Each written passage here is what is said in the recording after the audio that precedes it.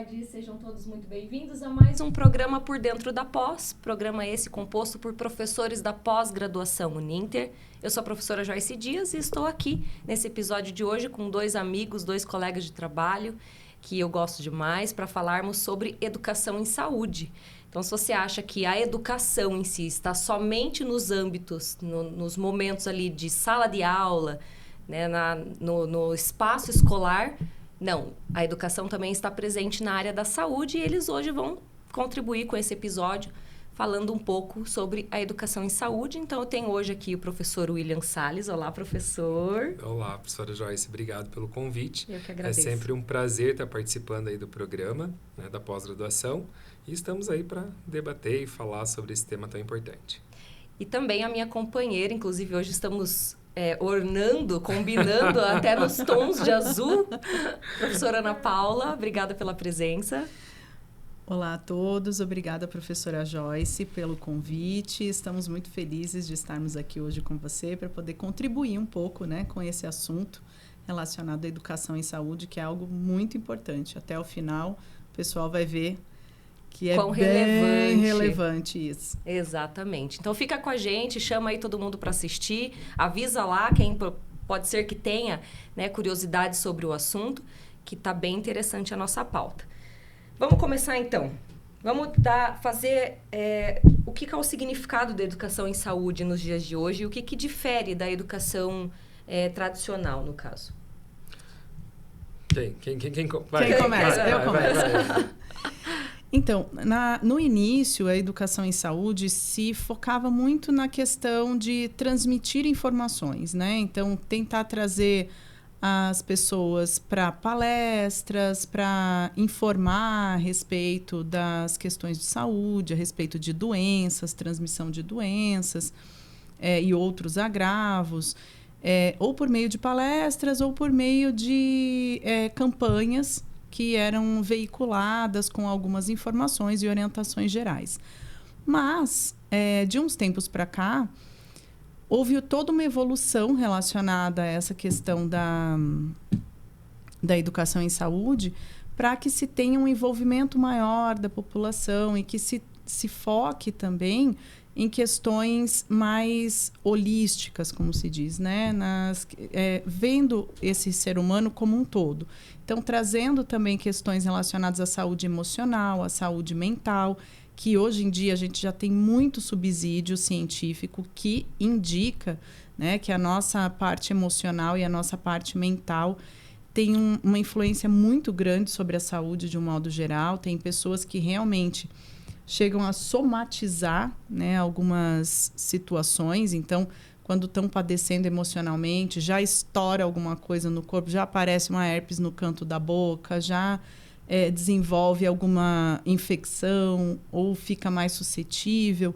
Então, hoje em dia se faz mais isso e se tenta trazer essa população cada vez mais para junto, né, da equipe de saúde, a população que compõe aquele território, para que a gente consiga, então, trabalhar melhor com eles nesse sentido. E complementando o que a professora Ana disse, quando eu penso em educação em saúde, a gente tem que entender que essa educação em saúde ela vai ter duas vertentes importantes. A educação em saúde do profissional em saúde, então eu preciso habilitar esse profissional de saúde em como ele vai ensinar a educação em saúde, então ele tem que ter ferramentas para essa condução e sensibilizar a população, né? Então, como a população, de um modo geral, ela vai receber essa informação de educação em saúde. Porque a educação em saúde nada mais é, né, do que a pessoa entender, né, o ambiente onde ela está inserido, o que ela pode fazer para prevenir qualquer tipo de doença, né? Então, tanto doenças infecto-contagiosas quanto doenças crônicas não transmissíveis, né? Então, a educação em saúde, ela vem com esse fim, né? Então, a gente tem essas duas vertentes, né? A vertente do profissional de saúde e a vertente da população. Quando eu penso na população, eu preciso falar de educação em saúde, nos dias atuais é muito diferente do que da década de 80. Na década de 80, por exemplo, a educação em saúde ela era feita em massa, né? Então, a gente tinha as campanhas de vacinação, que era para abrangência nacional. Hoje em dia, a gente faz educação em saúde diferente. Diferente no sentido loco-regional. Então, hoje a gente tem campanhas em estados específicos, né? Então, dependendo do estado, eu tenho um maior índice de doença X, Y, Z. Eu não preciso fazer aquela campanha para o território todo, né? O Brasil é continental, então pense, não tem necessidade, né, de eu fazer educação em saúde para uma doença que em determinado estado não tem. Então, eu faço essa educação em saúde mais direcionada. Então, eu preciso entender a faixa etária dessa população, para quem eu estou falando, né? Então, é uma questão importante. Né? As questões sociais desse indivíduo. Né? Então, não adianta eu falar de alimentação saudável. Então, falar de alimentação saudável é educação em saúde. Mas não adianta eu chegar para uma população de uma periferia e dizer assim, olha, para você se alimentar de forma saudável, você precisa consumir grande quantidade de frutas vermelhas. Uma população extremamente carente que não tem condições financeiras de comprar frutas vermelhas para sua alimentação diária. Então, essa educação em saúde ela tem que ser adaptada para esse público. Outra questão relacionada à educação em saúde é as questões ambientais da onde o indivíduo está inserido. Então, eu preciso adaptar essa forma de falar de educação em saúde para aquele meio onde o indivíduo se encontra. Então, não adianta eu chegar e falar de educação em saúde, por exemplo, dando um spoiler de um dos programas que a gente vai fazer lá em novembro, vocês que estão aí nos acompanhando, que é sobre algumas infecções sexualmente transmissíveis. Hoje a gente tem um alto índice elevado de transmissão de hepatite A, por exemplo. E isso é educação em saúde. Só que essa transmissão de hepatite A ela se transmite por contaminação fecal oral.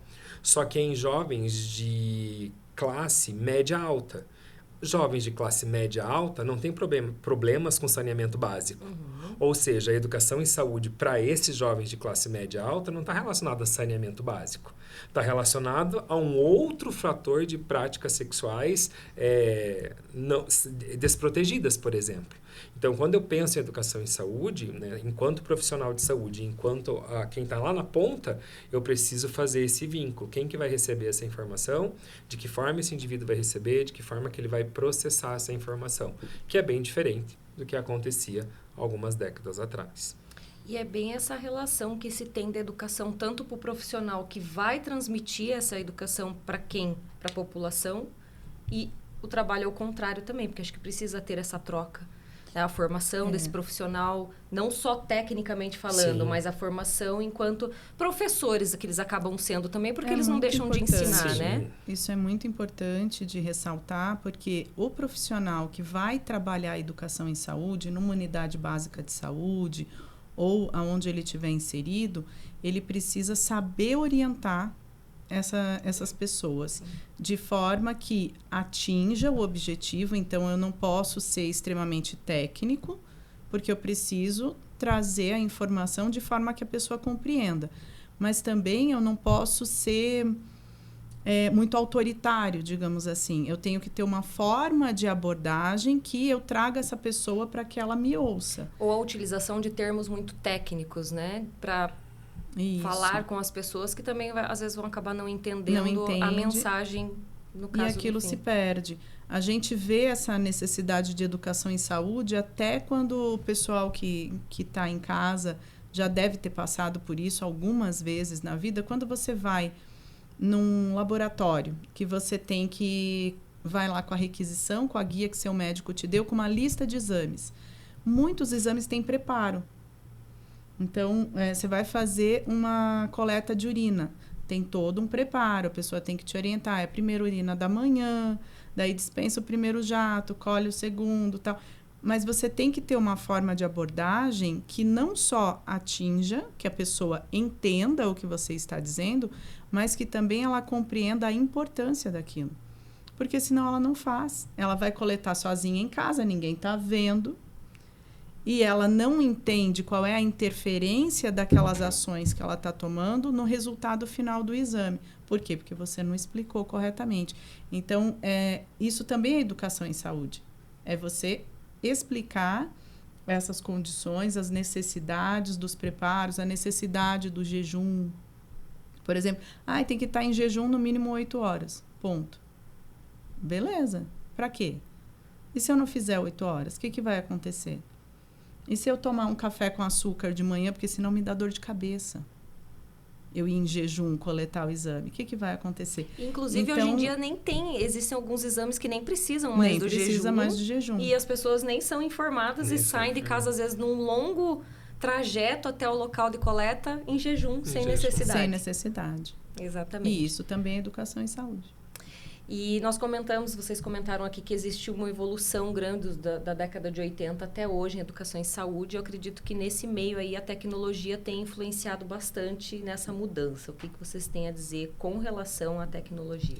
Então, hoje a gente tem muitas formas de ensinar educação em saúde, né, com o uso das tecnologias. Então, hoje o profissional de saúde que está lá numa unidade básica de saúde, ele consegue, por exemplo, usar aplicativos no celular para poder ensinar a população, para poder direcionar algum tipo de ensinamento. E hoje em dia, por mais que eu esteja numa unidade de saúde um tanto quanto carente, boa parte dos indivíduos hoje tem um aparelho celular que consegue instalar um aplicativo, enfim. Né? Hoje em dia a gente tem a internet, tem as redes sociais, enfim, tem N coisas que esse profissional ele precisa se adaptar para poder alcançar esse público, para poder fazer com que a educação em saúde realmente chegue, né, na população. Só que, para o lado de cá, do profissional de saúde, a gente também tem N tecnologias, né? Então, hoje a gente tem equipamentos de simulação realística, né? Então, a gente tem o uso aí de simuladores de realidade virtual, enfim, a gente tem N possibilidades de aprendizagem hoje na área da saúde antes de chegar no paciente propriamente dito. Né? Então, a gente tem, com o avançar tecnológico, né, o avançar da inteligência artificial também, muitas possibilidades, né? Tanto de ensino quanto de aprendizagem. O foco principal da educação em saúde é realmente sensibilizar quem está recebendo essa educação em saúde e colocar ele num patamar de autonomia e de responsabilidade pela sua própria saúde. Então, o foco principal da educação em saúde é ensinar o indivíduo a se proteger de determinado agravo, de determinada doença e colocar ele como responsável. Né? É igual a gente em sala de aula ensinando qualquer tipo de conteúdo para um aluno, por exemplo. Né? Então, eu estou ensinando matemática e não adianta só o professor de matemática falar. Esse aluno vai ter que chegar em casa, ele vai ter que ser autônomo o suficiente para fazer o exercício de casa e para aprender e colocar aquilo na prática. A educação em saúde é da mesma forma. Então, a gente ensina a alimentação saudável. Não adianta só eu ensinar. Esse indivíduo ele tem que entender que ele tem que ser autônomo desse ensino que ele recebeu. Ele vai ter que chegar em casa e praticar essa alimentação saudável. E assim, sucessivamente. Né? Então, hoje a gente tem muitas possibilidades, né, com relação à educação em saúde, de N formas de ensinar e de N formas de aprender.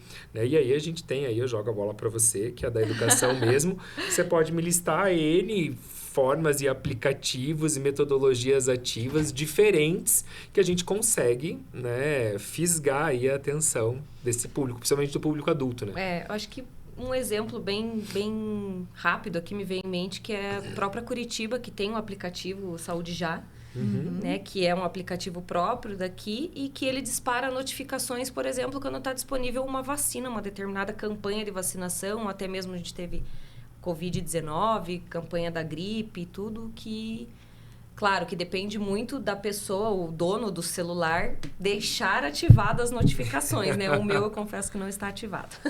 Mas, enfim, eu sempre estou de olho lá, principalmente, né, por conta das campanhas de vacinação, filho pequeno, mãe idosa, então a gente sempre está ali de olho.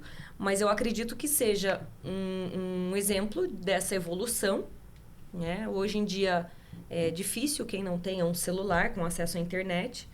Lógico, ainda temos, né? Mas acho que é uma forma de notificar e de educar que consegue abranger grande parte da população, é o celular.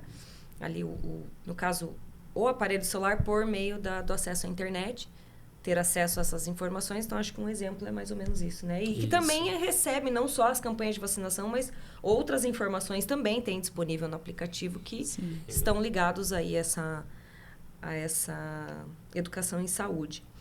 E eu acredito também, professores, que existe toda uma personalização dessa educação para determinados públicos, assim como o professor William comentou, o exemplo da vacinação, né? Se existe uma demanda específica, é bom estudar e tudo. Eu acho que acredito também que a própria educação em saúde receba essa atenção na questão dessa personalização para atingir diferentes públicos.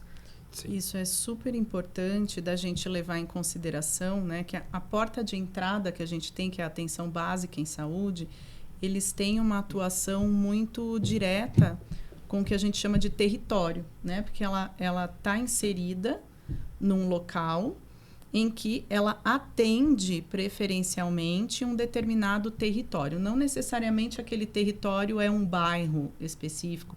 Eles são divididos de acordo com as políticas de saúde. Mas aqueles profissionais, de certa forma, que estão inseridos naquela unidade de saúde, eles conhecem, digamos assim, a população que costumeiramente está por ali em busca de atendimento. Assim como, por meio da vigilância epidemiológica, se consegue uma série de dados que são utilizados para conhecer os agravos principais. Então, eu sei que neste território que é tratado por essa UBS, eu tenho bastante casos de diabetes, por exemplo, hipertensão, gravidez na adolescência, outros tipos de doenças infectocontagiosas. E eles vão focar principalmente nesses aspectos, porque é o que aquela população precisa. Então, tanto na parte de atendimento, insumos, médicos, né, tudo isso direcionado para aquele local, como também na parte de orientação, na parte de educação em saúde.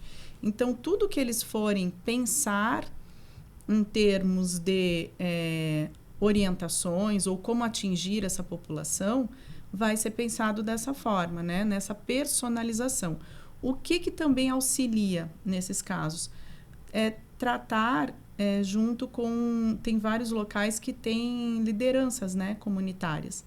Então, você conhecer esse líder comunitário e falar com ele para ajudar a gerir isso. Então, conseguir um local, por exemplo, que seja fácil para todo mundo ou para a maior parte daquela população atendida, para eles irem assistir uma palestra, fazer uma peça de teatro para as crianças, numa escola ou algo do tipo. Então, essa personalização existe realmente e facilita muito, né, nessa questão do alcance, no caso, também. Uhum.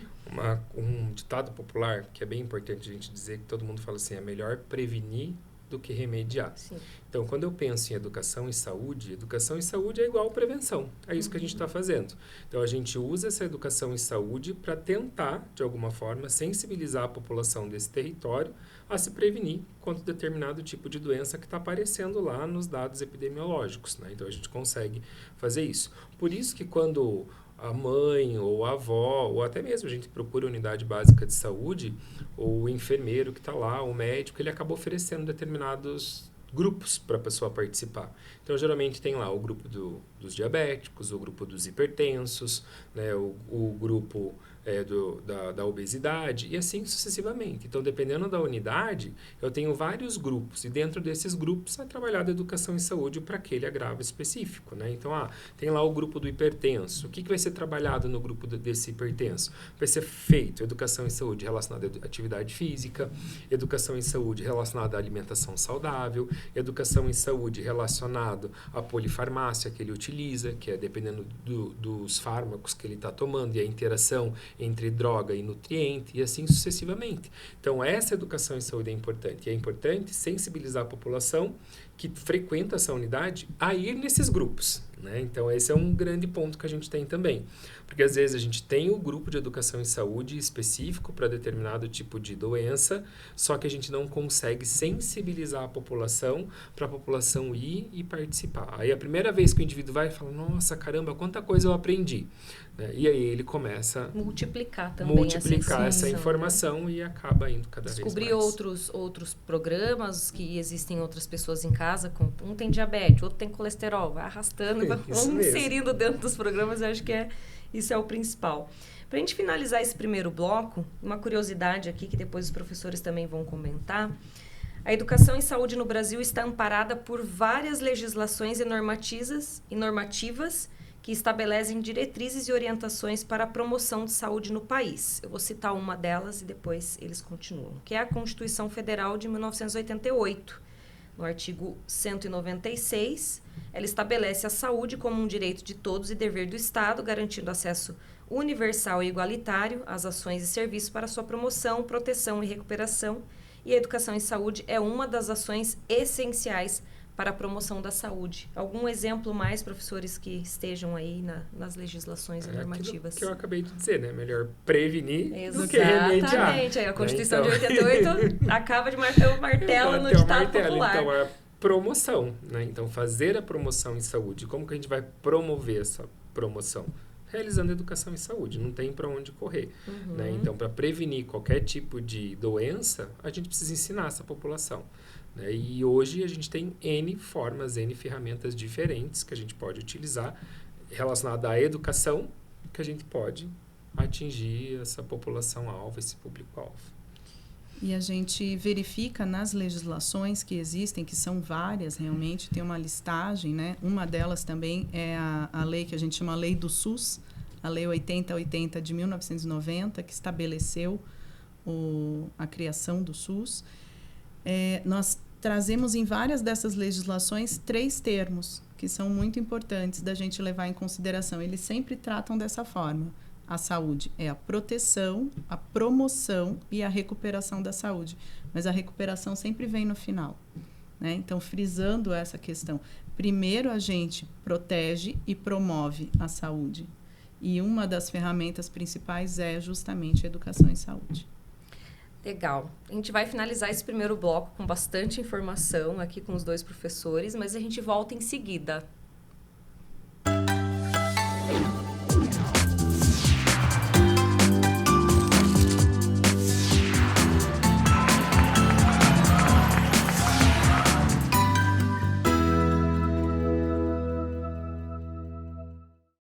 Tendência, em casa, nos polos, no trabalho, na hora que você quiser. A Uninter está sempre ao seu lado. Graduação à distância com até 70% de desconto nas mensalidades. Inscreva-se já e tenha um diploma que o mercado respeita. Uninter.com.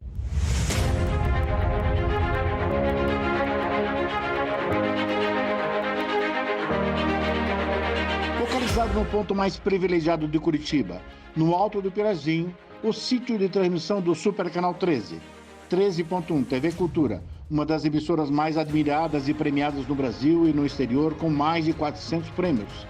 Com seu conteúdo rico, diversificado e plural, combinando informação de qualidade, opinião e entretenimento com diversão e conhecimento para todas as idades. Aqui você tem cultura.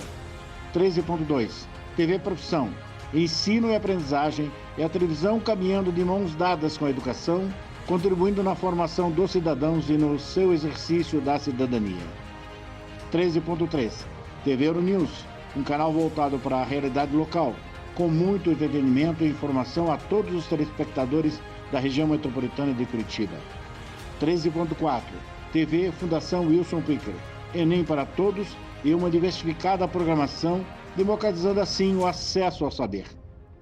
E 13.5 Rádio Digital UHF, a primeira no Brasil. A multiprogramação do Super Canal atende a mais de 3,5 milhões de telespectadores em Curitiba e na região metropolitana, nas cidades de São José dos Pinhais, Piraquara, Colombo, Almirante Tamandaré, Bocaiúva do Sul, Campina Grande do Sul, 4 Barras, Araucária, Fazenda Rio Grande, Campo Magro, Campo Largo, Contenda, Lapa, Balsa Nova e Itaperiçu. Essa excelente estrutura de transmissão permite uma ótima recepção em mais de 90% dos televisores da sua área de cobertura. No Super Canal 13, sua imagem pega bem.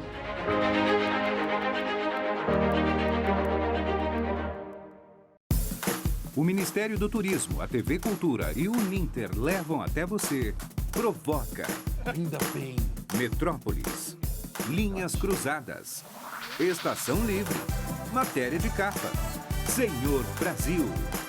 Repórter Eco. Opinião. Planeta Terra. E Quintal da Cultura. É muito legal. Aqui tem dramaturgia, sustentabilidade, documentários, música, inclusão, diversidade. Tinha que estar tudo aqui. Aqui tem cultura.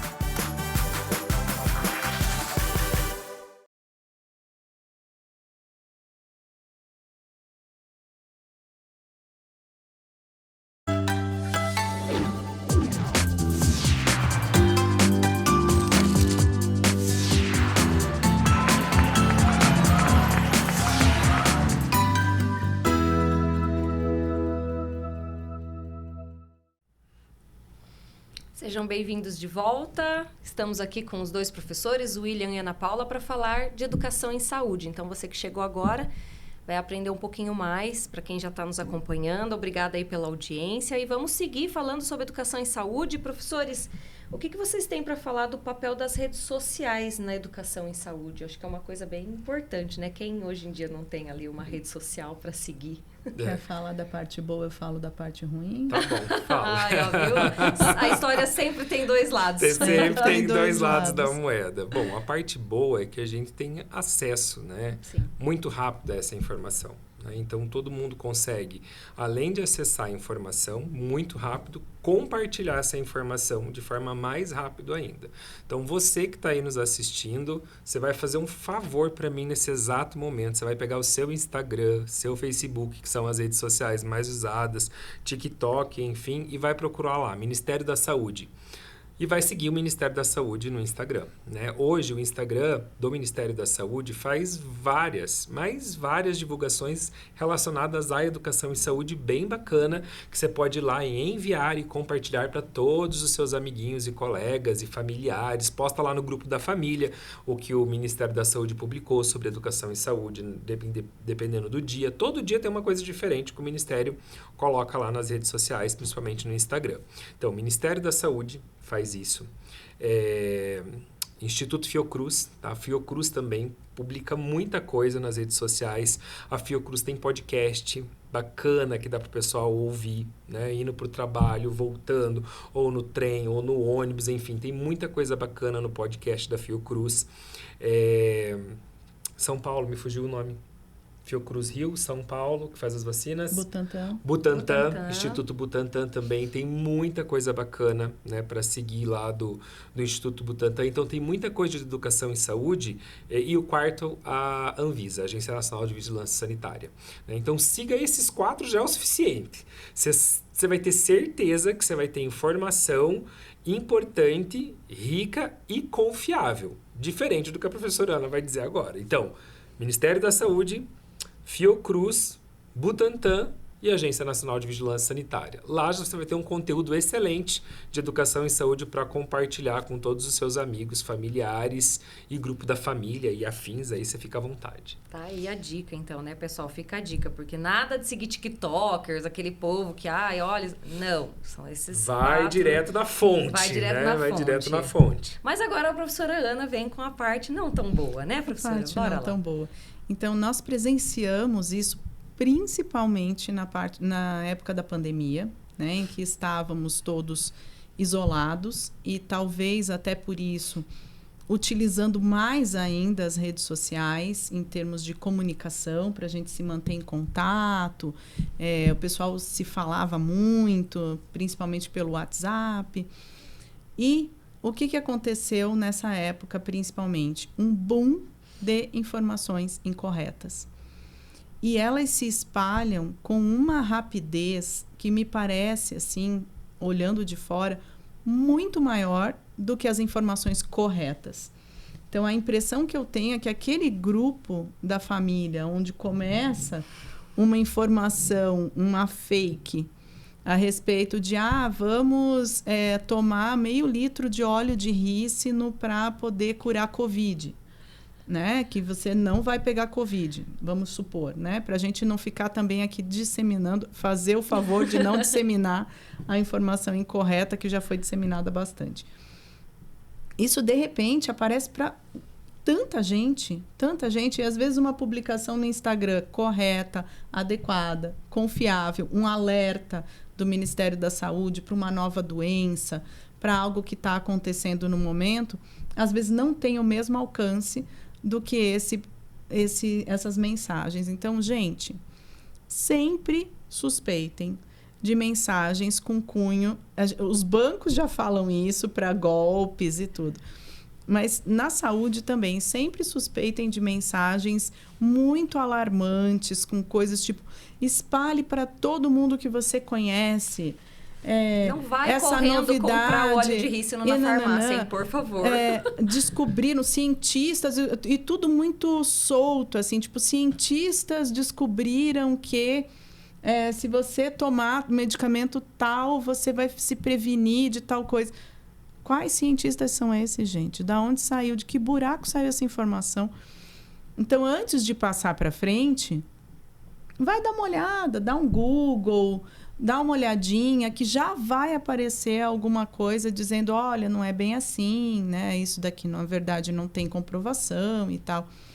E a gente vê isso para muita coisa. Alimentação, então, gente, alimentação virou uma novela. Nossos colegas nutricionistas que o digam, porque né? a quantidade de influencer, tiktoker, seja lá o que for, que inventa, tipo, vozes da minha cabeça. Ah, não coma ovo de manhã porque isso não sei o quê. Ah, se você tomar café, não sei o quê. Ah, se você come tal fruta, mistura com tal fruta, dá não sei o quê. Gente, dá onde, alcaliniza o sangue. Isso acidifica o sangue. Isso é uma aspira, assim, que é nervosa demais. Desconfiem e procurem beber na fonte correta de informação. Porque, infelizmente, a gente tem muita gente fazendo também o desserviço em educação e saúde, que é esse tipo de situação. E às vezes, né, professora Ana, profissionais formados, às vezes que não estão tão atualizados, né, usufruindo, no caso, da educação em saúde que deveria servir para eles também, como o professor William comentou, não está ali numa formação continuada, fazendo uma pós, enfim, né, em congresso, seja qual seja aí a forma de se atualizar, que acaba comprovando essas notícias, se não falsas, mas de repente duvidosas, digamos assim. Né? Então é importante isso. É uma coisa importante que eu disse aqui, órgãos importantes públicos, né? Organização Mundial de Saúde, Fiocruz, Butantan, Ministério da Saúde, Anvisa. Então, são órgãos públicos. Daí as pessoas podem achar em casa, mas o professor William está falando questões relacionadas à política. Não, gente, não é sobre isso. O que eu quero que vocês frisem, as pessoas esquecem disso. Independente de questões políticas, por trás desses ministérios, existem profissionais de carreira trabalhando. Então, hoje, no Ministério da Saúde, nós temos 14 profissões legalizadas que são considerados profissionais da saúde, respaldados por lei. Dentro do Ministério, a gente tem esses 14 profissionais de carreira lá trabalhando. São esses profissionais que alimentam esses bancos, que alimentam e produzem esse conteúdo relacionado à educação e saúde, relacionado à prevenção, relacionado à vacina e tantas outras coisas que a gente tem.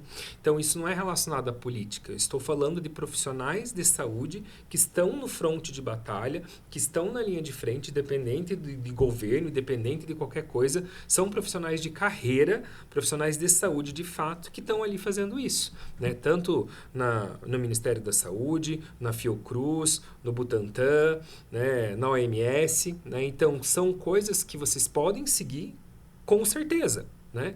São organizações que vocês podem seguir e republicar as informações, igual a professora Ana disse, vai direto da fonte, né? Eu estou com dúvida em determinado tipo de alimento. Entra no site da Organização Mundial de Saúde ou entra no site do Ministério da Saúde. Você entrou, digitou lá, ministeriodasaude.gov, já vai abrir a página, vai ter uma lupinha no canto. Você digita, quero saber sobre alimentação saudável. O próprio site do Ministério da Saúde já vai te dar um monte de coisa relacionada à alimentação saudável. E assim sucessivamente. Hoje a gente tem protocolos clínicos, por exemplo, que a gente segue o que é preconizado pelo Ministério. Então, por exemplo, nível de colesterol, né? A gente segue o preconizado pelo Ministério. Né? Diagnóstico de diabetes, preconizado pelo Ministério, preconizado pela sociedade, XYZ. Então, a gente segue esses padrões. Né? Então, é a fonte confiável desse determinado assunto.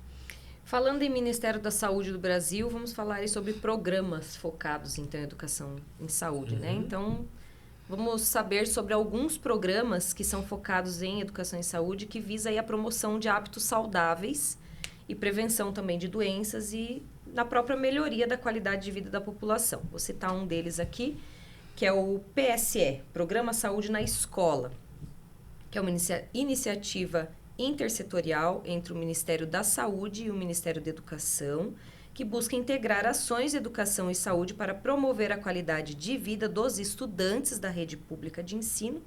E o programa aborda temas como alimentação saudável, prevenção ao uso de drogas, saúde sexual e reprodutiva, além de práticas corporais e atividades físicas. Então, esse é um dos exemplos, né, professores? Tem outros? Cite pra gente, por favor. Tem, o programa Academia da Saúde, que acho que todo mundo já viu nas ruas. Então, em grandes centros urbanos, a gente tem bem estratégico, ou em parques, ou em bairros, aquelas academias, né? Nas praças, nas no caso. praças, né? Que é um programa... E os grupos de idosos, principalmente, que eles fazem, né? Isso mesmo. Outro programa que é essencial, que nos torna Brasil enquanto Brasil, e estamos vivos até hoje no Brasil, por causa dele, eu e a professora Ana produzimos recente uma disciplina sobre isso, que é o Programa Nacional de Imunização, porque nós estamos num país tropical, e vivendo em um país tropical, estamos sujeitos às doenças infecto-contagiosas desse grande país tropical no qual a gente vive. E se a gente está aqui até hoje, é graças ao Programa Nacional de Imunização, que nos permitiu ser imunizados contra a maior parte das doenças infecto-contagiosas que a gente tem ao longo de todo o território nacional. Então, falar do Programa Nacional de Imunização nos traz muito orgulho, porque é um programa de educação e saúde que serve de modelo mundial. Então, o mundo todo se espelha no nosso Programa Nacional de Imunização, porque é um programa gratuito, né? Então, hoje, o SUS permite com que a pessoa, né, vá lá nas unidades e tome a vacina de forma gratuita, né? Que é muito diferente do que acontece em outros países. Quer falar de outros programas, professora Ana? Eu queria, sendo o arauto do caos, né? Como eu fui na última pergunta, não podia deixar de ser agora gente, ela novamente. Gosta de causar. Então, pegando o gancho do que o professor William falou, né? Nós estamos agora, quem está assistindo TV, as mídias abertas, está vendo o jornal todos os dias, está vendo reaparecer, né?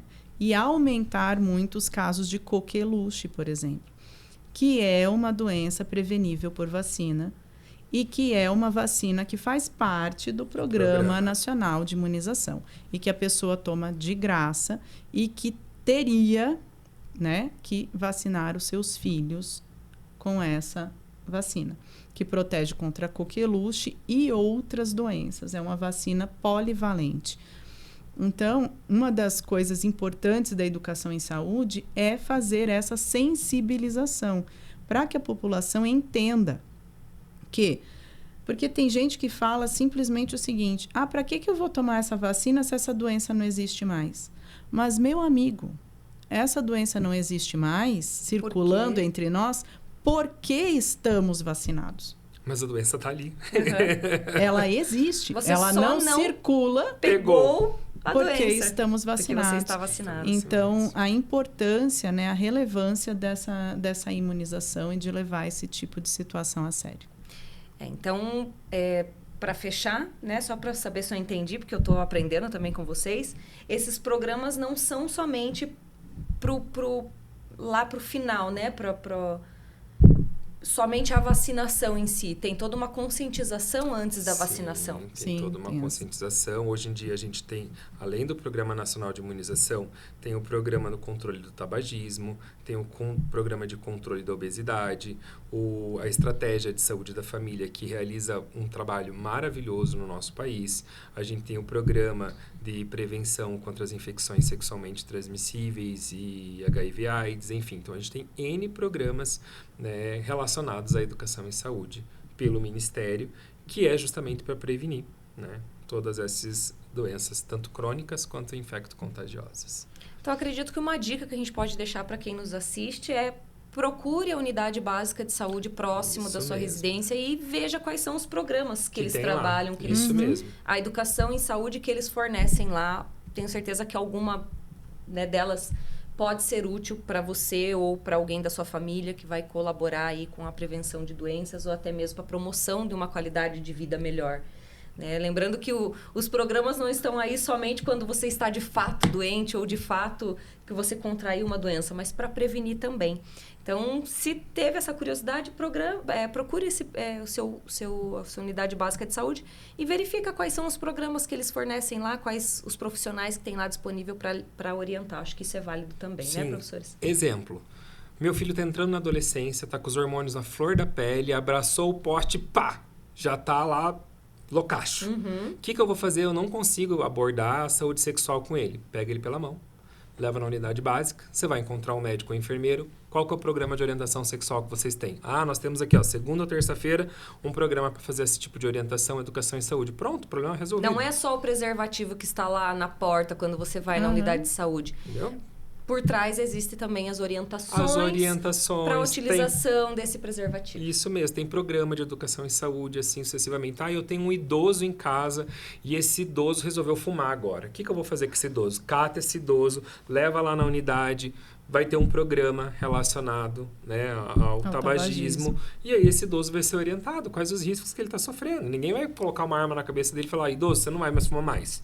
Mas educação e saúde vai ajudar ele. Da mesma forma, um obeso, diabético, hipertenso e assim sucessivamente. É isso aí.